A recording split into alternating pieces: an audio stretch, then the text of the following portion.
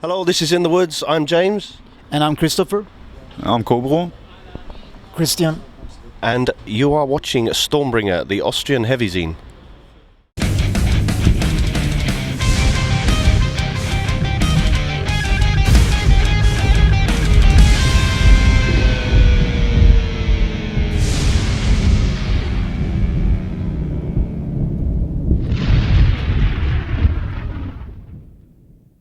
Nice to have you here in Vienna, in front of the Viper Room. It's a very fine day, so we sit outside. And the first question, of course, will be why did you reunite after 17 years? If you can call it a reunion or something. Why not? Why not? Why not? No, we always had this agreement actually since the day we disbanded that one day when the time was right we will be back together. And I went up to those guys 2 years ago and took like 5 minutes for us to agree we just continue where we left it off, and so we did. And here we are. Yeah. I was telling him for about. I've been speaking to Anders now for 3 years. I've been telling him for 3 years to get the band back together because I was a big fan, and I just wanted to see them do it. But so you were the main drive behind this coming together. I think I was probably part of the reason why. Part of the reason, yeah. James was actually the keyboard player first. We didn't know he'd sing, so we were real surprised. Real surprised. Yeah. And I think vocals for James sound real John. And he fits very well in the band. He do. Thanks. Now a new album came out. It's called Pure. It's the first one since 17 years. Can you tell me a bit more about the lyrical concept behind the album? It's In the Woods have always had quite a ethereal kind of theme, verging on, maybe sometimes philosophical. So I think it fits the music because the music's quite explorative, so I kind of continued that theme in my own way. It's kind of it's a bit philosophical. There's a bit of like kind of almost like science fiction. In a way, do you know what I mean? It's like sciencey, bit of science. Reality. Yeah, it talks about reality, existential kind of issues, death, a lot. That sounds really cliche for a metal band, but my father just died last year, and the guys lost their friend Oddvar, who was Oddvar died before they managed to get the band back together. So we can also add that his death is also partly a reason that we decided to go back and honor his name further on. It's a little bit of death behind the reason of why we're here. Yeah. So do you consider it a very dark album as well? lyrically, yeah, but yes and no. In the Woods has always been a kind of a melancholic kind of metal band, if you can even call it metal. Of course, we have rooted in that music style, but to simply label us as stupid dark or whatever, it's too little. We are much more than that in a way, but we are not the happiest band on the planet. I think the Pure album it's a little bit different from Omni and Strange Terror with James. It's more happier, I think. With James' guitar. You think so? Yeah, I think so. Yeah. More. Strange Terror was more darker, I think. Strange Terror, the last record, was much more darker than Pure. You are the fog machine and some kind of a smoke machine and a smoke and foam machine. Let's do the foam party. What do you want to say? Strange Terror was much more darker than Pure, I think. There is a connection, it's kind of hard to change the people we are. Even though it's 17 years in between Strange Stereo and this one, the moodiness is still present. But we had a different lineup recording Strange Stereo that also, back then we had a more separation in where we wanted to go, also the reason why we disbanded. the band because the stretch became too big in a way. Like me and them is always been kind of the core of the band in the creative sense of way, having done this since we were the age of 13, 14, and to begin with Hard Ages and stuff like that, we were what we was. I mean, we don't have to go into details, people probably know. But by the time we did Strange in Stereo, the stretch in between our musical visions were becoming greater and greater, and also some mental issues in the band within made the reason to decide that we put it on ice was the correct one back then. And looking back now in retrospect, it was the correct thing to do, absolutely. What these guys were doing in '94, it only really that kind of pushing the boundaries of where they started, which was the black metal scene. Yeah. By the time they recorded the first album, it was half sounding like Pink Floyd, and it was only about 5-6 years later that the other bands started to do that. Yeah. Because they added keyboards of one of the first bands as well. But yeah, we were the first female vocals as well. Vocals, Yeah. And I think it was because you originally you weren't necessarily just influenced by just extreme metal. It was Pink Floyd, Hawkwind, wider, King Crimson. King Crimson. You did some cover versions of King Crimson, Pink Floyd as well on 2000 compilation. Yeah, we did. First we did White Rabbit with Jeff Snap and with Jan, and so we did Pink Floyd, Let There Be More Light, and Epitaph. Was those we. It was a trilogy thing we decided to do, and it's also some playing with numbers and years. White Rabbit is 67. Yeah. Let There Be More Light was 68, and Epitaph 69. And the number of the EPs or whatever the physical items was the opposite. So this is only us that knew that, It was insider. It was I play with numbers too, so. Yeah. But we wanted to do the late 60s and make it a round kind of thing. Today we don't have any plans like that. We will probably honor more the metal side of our inspirational sources like Bathory and stuff like Shows that. in Flames. Yeah. Shows in Flames. Yeah. James we recorded that. playing the guitar and sang it. So hopefully we can release it at the end of the year. I think with two bonus songs. We're gonna do the same thing with the EPs, with the cover and stuff like that. Oh yeah, even if it's So only we started with Bathory. But it shows your open-mindedness as well to do Pink Floyd cover version and stuff like that. King Crimson. Well, it goes more in a progressive direction. we were actually considering doing a cover version of a Portishead song as well. Really? Yeah, I mean, That's a cool band. because we like that kind of stuff. It's a very, very uncommercial band. Yeah, well, I mean, how many metal bands would do that? And we can, so why not? I mean, you were active in the meantime between all the 70s years. You were all were active. You were playing in Carpathian Forest, for example. You have your Ewigkeit project running as well. Is this still on or? Yeah, I mean, I stopped doing it. I did the last album with Earache in 2005. I decided I wanted to do something completely different. So I went and done some more experimental stuff.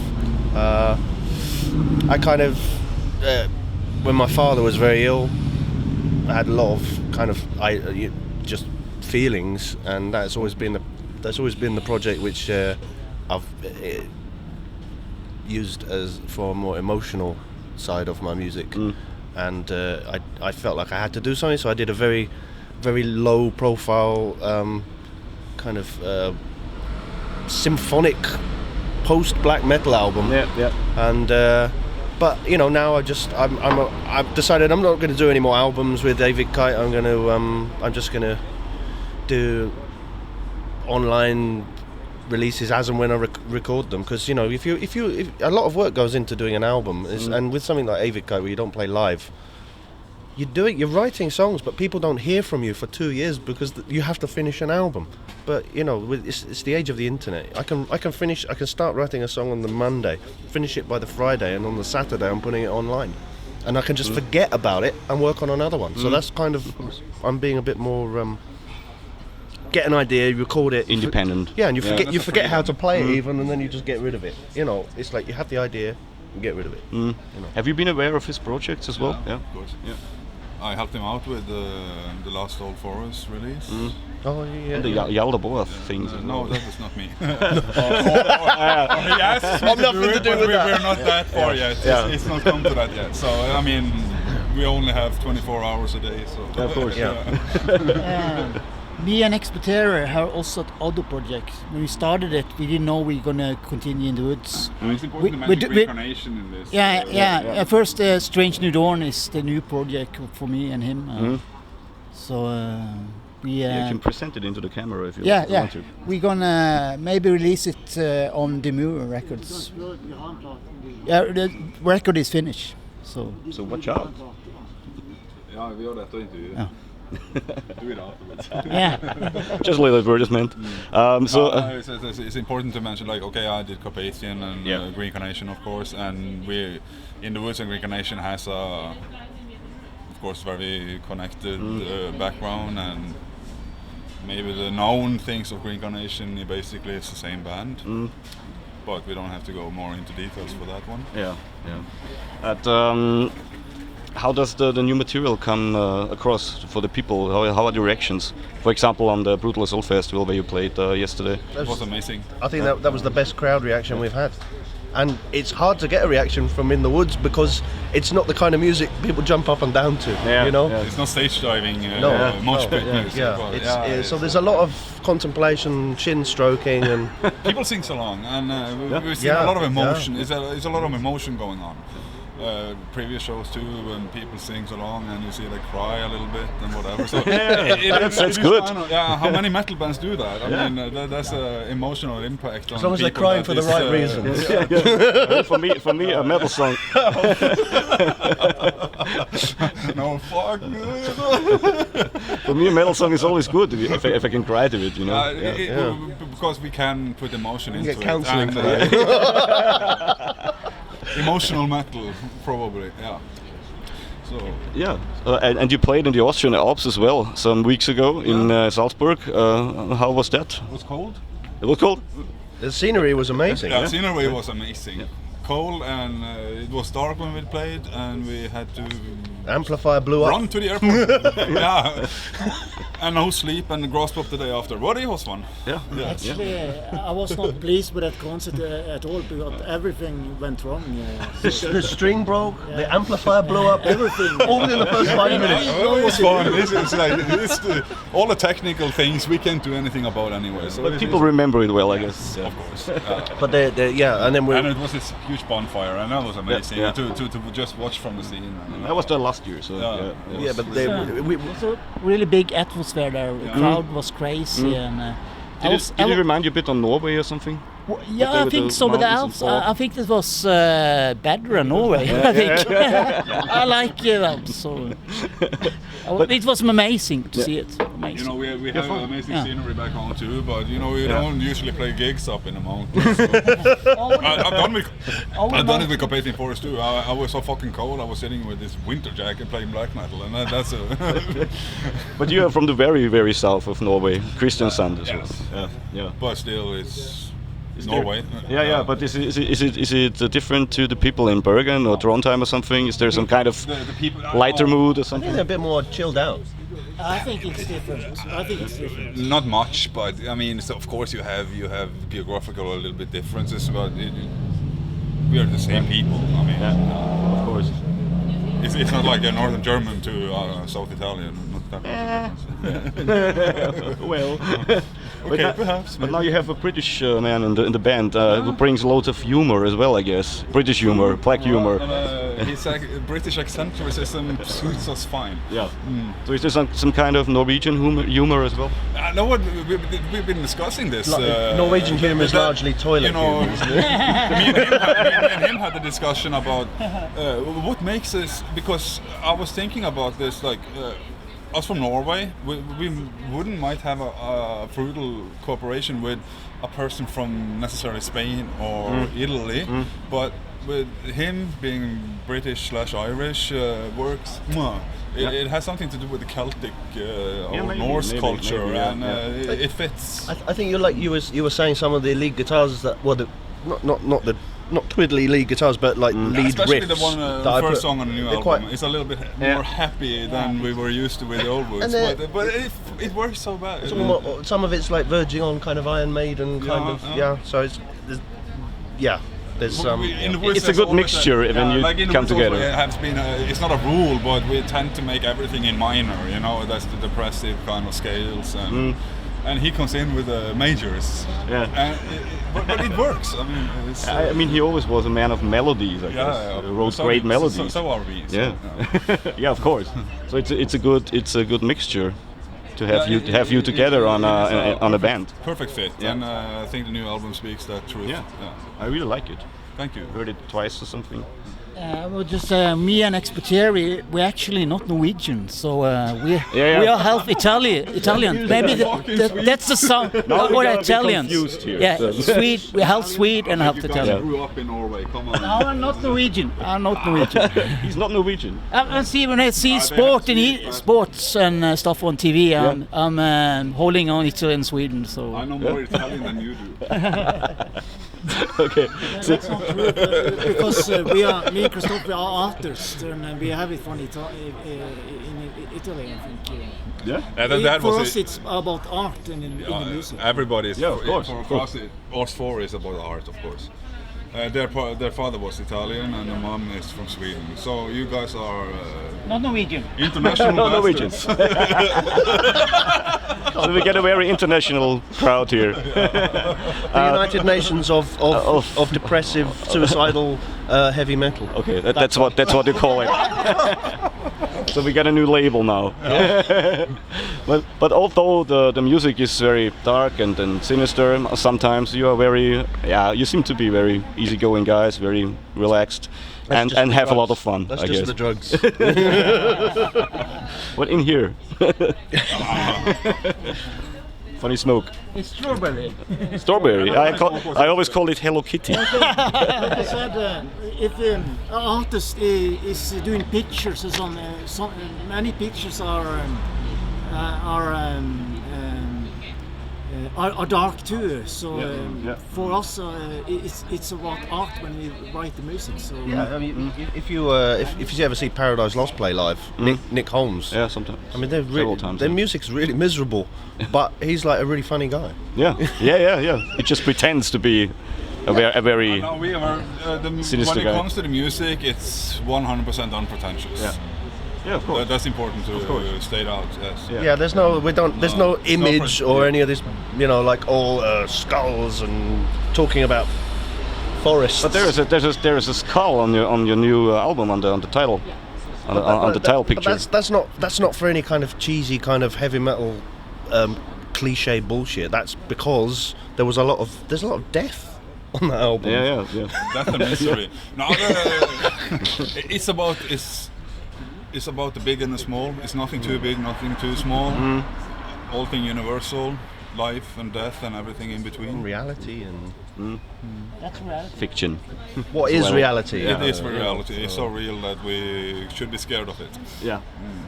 So, in the end, do you think many bands or most of the bands take themselves too seriously in the business for pretending something they are not? I'm not the person to judge others. I hate to do that. I mean, we do our thing and we let the other people or other bands do theirs. So, but some bands are, of course, pretentious. Yeah. No question about it. Black metal, it's a lot of image. Yeah, of course. It's a lot of image. Of course. That's great persons. Black metal is not an image; it's a lifestyle. It's an emotion. But image also. I think There was a point where labels were signing bands just because they were from Norway and just because they had upside down crosses on their covers and they wore corpse paint. And what these guys were doing, they were started from the same scene, and they completely outclassed the whole of like on an artistic level. They were doing what these other bands was. They're probably scratching their heads, thinking, "What they're doing? Sounds like Pink Floyd. We can't do this." I think In the Woods never was into the trend. We did our stuff, and we didn't care about the others. We did what we did. After Hot of 80s, we did something different with Omni and Strange Stereo, something different from the other band. We stepped aside, sir. Yeah. You take the corpse paint and we do Omni. That's what we do.